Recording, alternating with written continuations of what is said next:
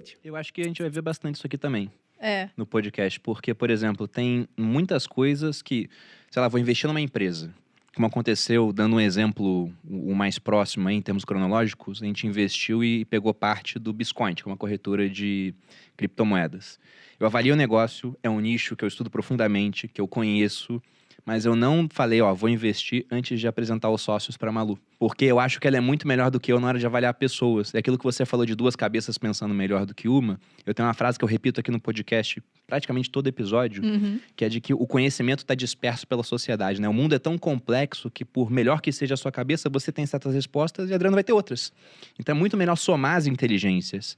E aí eu sei que a Malu é muito melhor do que eu em uma série de coisas. E uma dessas coisas é avaliar pessoas. Ela pode até não saber por que ela não gosta de alguém, mas o motivo vai aparecer depois. E a experiência me mostrou que não dá pra discordar dela nisso. Então se ela fala assim, nossa, não sei lá, tô desconfiado com fulano, não faço o negócio. Ah, mas o cara não sei o quê, bilionário, bababá.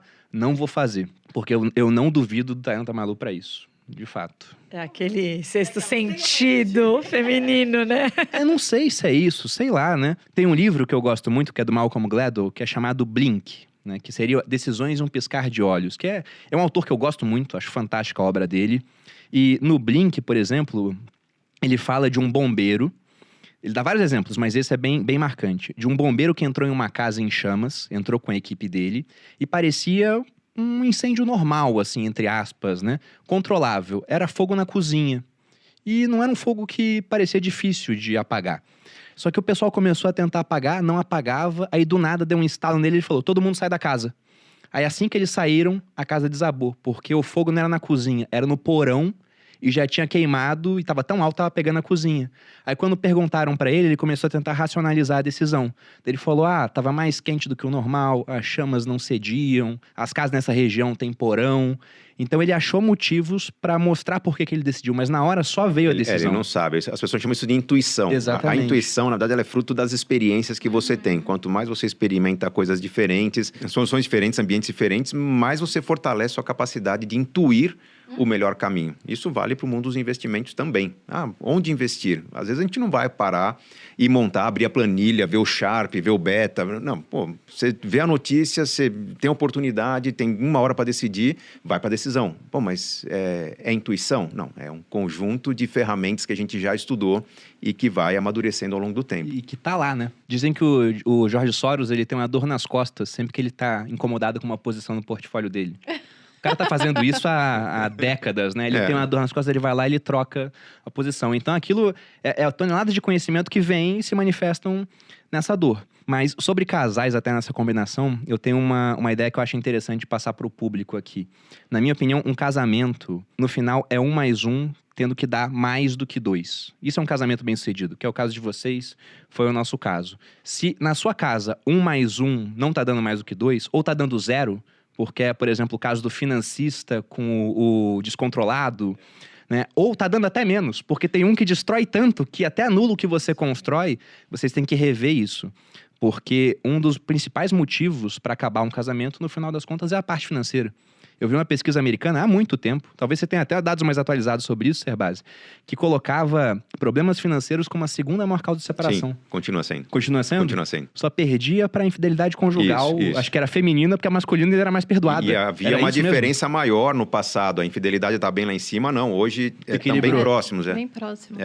Não, teve um caso uma vez, uma seguidora mandou pra Malu, ela comprou... Ela e o marido moravam de aluguel. Ela comprou o apartamento que eles moravam sem ele saber e ele continuava pagando aluguel pra ela. Como é que não vai acabar um casamento se isso acontece? Gente do céu. Então, Você não confia na pessoa, né? Não dá, não O existe. cara paga o aluguel pra ela. A sociedade pura e simples.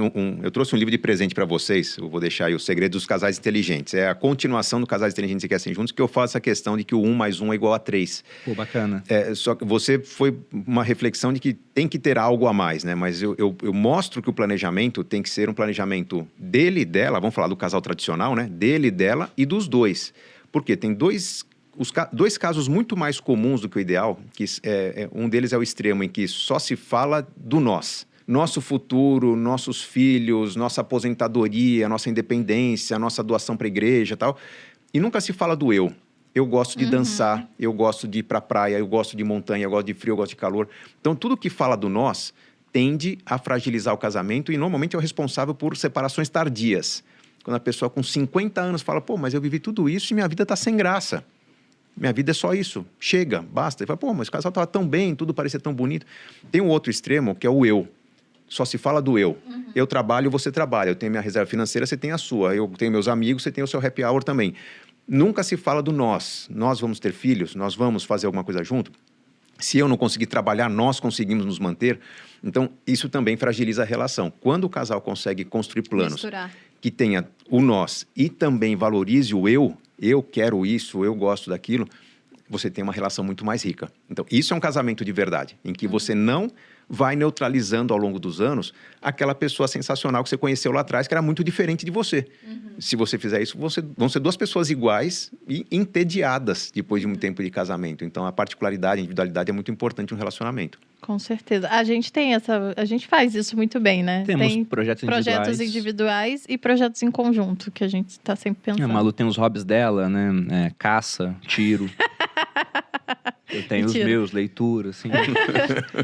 Mas... Colecionador de moedas. Pois é, Observe. a gente tem isso muito bem definido. E um ponto interessante, me acendeu até um alerta aqui quando você falou sobre, um dia as finanças vão se unir, né? Seja na vida ou na morte, porque o pessoal vai descobrir o que você fez.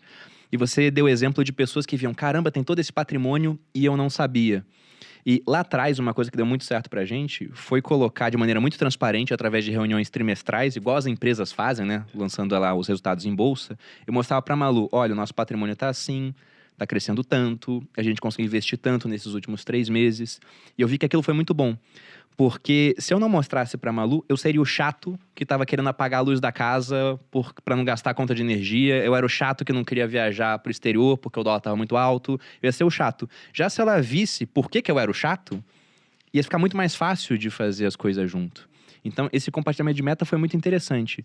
E com a sua experiência aí de consultor, Sebasi, também com o livro quase completando 20 anos, o que você acha que são os principais erros que um casal comete quando eles querem começar a ter essa vida, mas simplesmente, não sei, não conseguem? Por que isso não dá certo? O primeiro erro é manter a vida como se fosse de solteiro. Vamos morar junto, mas não há esse esforço em criar objetivos em comum.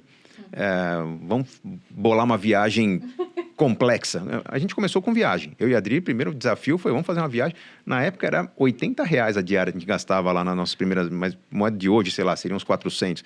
Mas era um objetivo de fazer algo nosso. Com o tempo, você vai fazer uma celebração em conjunto, você vai pensar no nascimento de um filho. O nascimento de um filho não é uma questão só financeira, até tem gente que se preocupa, mas eu não tenho grana para ter um filho. E não vai ter, porque se sua vida, seu orçamento ocupa totalmente as contas com gastos básicos, moradia, energia, transporte, saúde, você não tem gasto com lazer, você não vai ter o que substituir quando chegar uma novidade na sua vida. Então, o casal tem que se provocar a talvez ter algumas restrições de estilo de vida mais enxuto para ter mais experiências. Experiências para aprender junto e viver coisas diferentes e, enfim, um se apaixonar com o encantamento do outro, com a celebração do outro. Isso vai nutrindo. Um erro muito comum é, vamos fazer um sacrifício para casar. Quem casa quer casa, vamos ter a casa que a gente pode pagar. E vamos passar os próximos 5, 7 anos tentando pagar a casa, tentando completar a decoração, tentando fazer alguma economia para as contas fecharem. Pô, esse casal vem da intensidade do namoro, que é celebração, presente, carinho, vamos fazer uma coisa juntos e tal, e entra numa chatice desgraçada que é acordar, comer, trabalhar, dormir, isso acaba com a relação. E com mais uma dívida em cima nesse caso aí, né? Com todo esse estresse, a ansiedade que vem daquela conta que ficou no vermelho e tem alguém te pressionando e faz um empréstimo para financeiro. Então, isso explica boa parte das separações que acontecem. Minha vida era muito boa antes de casar. No início lógico. Ainda, né? Logo no começo do casamento. Sua vida era uma vida de aproveitamento de experiências. Você agora tem uma vida de pagamento de contas. Então, acho que esse é o principal erro. Tá? Do casal acreditar que vai ser feliz com um amor, uma cabana, mas a cabana não está quitada e não consegue fazer mais nada. Né? Então, não, tem que ter...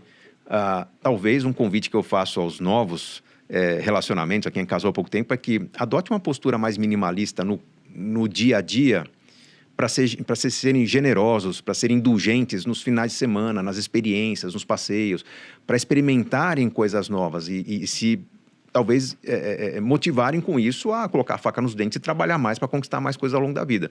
Não, esse casal tradicional de hoje em dia está casando, pagando contas, chateado, estão broxando à noite, estão com dificuldade de tocar uma vida normal, porque a vida está triste, não tem experiências. E eles decidiram casar porque a vida estava muito boa, cheia de experiências. Mataram as experiências logo de cara. Não vai funcionar. Você até fala no livro também, se eu não me engano, da crise dos 7 anos. Você pode explicar o que é isso? Crise dos 7 anos. Olha, isso aí pode acontecer a cada 7 anos, mas enfim, quando acontece o casamento, esse casal, porque ganhou presentes, porque teve toda uma sociedade se mobilizando para o casamento, então você entra na casa, mesmo que seja uma casa alugada, talvez um casal recém-casado, tá tudo novinho, né? Cristaleira, com o jogo completo, tá tudo iluminação perfeita, só que ao longo do tempo, as coisas vão se desgastando e o casal não toma o cuidado de revisar ou reformar a casa. Então começa a queimar uma lâmpada, mas puxa, não deu tempo de trocar, lâmpada queimada, você está meio distraído, bateu, ele quebrou um copo, já tem copo a menos no jogo, quebra um vasinho. Passados 5, 6, 7 anos, a cortina está meio rasgada, desbotada, manchada, o sofá está rasgando, está faltando os elementos em casa, a casa está meio que desmontando e esse casal está se sentindo meio, pô, não está legal a vida, né? Lógico, você deixou a vida se corroer, né? Se houver a preocupação da renovação contínua da vida, você não vai ter esse sentimento. O que acontece é que, normalmente, após 7 anos, acabam as garantias dos eletrodomésticos, tudo começa a quebrar, a queimar, e a casa já era o momento de ou fazer uma reforma intensa ou ir renovando aos poucos, mas é onde começam os conflitos do casal. Tá vendo a porcaria? Você não troca a lâmpada, mas também você tá com a roupa suja, mas a máquina não funciona, a secadora tá dando problema, o gás tá vazando, o técnico veio, eu perdi meu trabalho. Fica aquele estresse que, na verdade, o que é? Falta de cuidado, né? Faltou nutrir o zelo pela casa, pelo ambiente que o casal vive.